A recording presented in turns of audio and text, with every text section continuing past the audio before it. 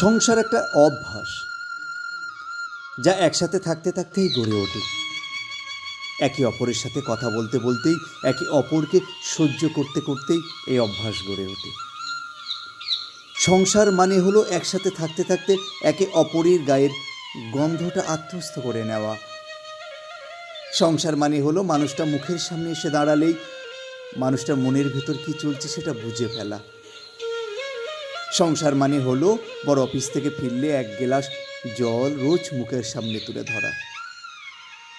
সংসার মানে হলো ছেঁড়া বোতাম সেলাই করতে করতে নিজেদের ভেতর ভুল বোঝাবুঝিগুলো মাঝে মধ্যে সেলাই করে নেওয়া। সংসার মানে হলো অ্যাডজাস্টমেন্ট, তোমার আমার থেকে আমাদের হয়ে ওঠা। সংসার মানে মাছের ঝোলে নুন বেশি হলেও চুপচাপ হাসি মুখে খেয়ে ফেলা। সংসার মানে হলো রোজ বিছানার উপর রাখা নিজের পার্টনারের ভেজা গামছাটা মেলে দেওয়া। সংসার মানে হলো বিয়ের ডেট, একে অপরের জন্মদিনের তারিখ ভুলে গেলেও মানিয়ে নেওয়া। সংসার মানে গাঢ় নীল রঙের পছন্দ না হওয়া সত্ত্বেও পার্টনারের পছন্দ বলে একদিন নীল রঙের পাঞ্জাবিটা পরে ফেলা। আবার তেমনি শাড়ি পরতে একটু ভালো না লাগলেও এক দুটো দিন নিজের পার্টনারের পছন্দকে গুরুত্ব দিয়ে একটা লাল টকটকে শাড়ি পরে পার্টনারের সামনে এসে দাঁড়ানো। সংসার মানে হলো মাসের শেষে টাকা পয়সার হিসাব করতে করতে একটা দীর্ঘ নিঃশ্বাস ফেলে স্ত্রীকে জড়িয়ে ধরে বলা, আজ তোমার কোলে মাথা রেখে ঘুমাবো, আজ আমায় একটু ঘুম পাড়িয়ে দাও।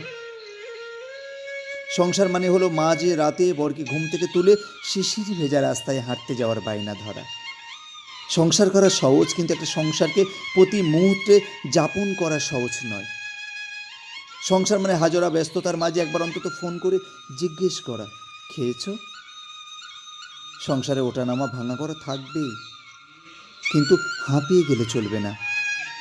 একে অপরকে মানিয়ে নিতে হবে, একে অপরের সমস্যায় পাশে থাকতে হবে, একে অপরকে সাহস যোগাতে হবে। সংসার কেউ কারোর থেকে ছোট বড় হয় না, দুজনেই দুজনের পরিপূরক হয়। তাই সংসার করতে গেলে একে অপরকে সম্মান ও শ্রদ্ধা করা বড্ড জরুরি।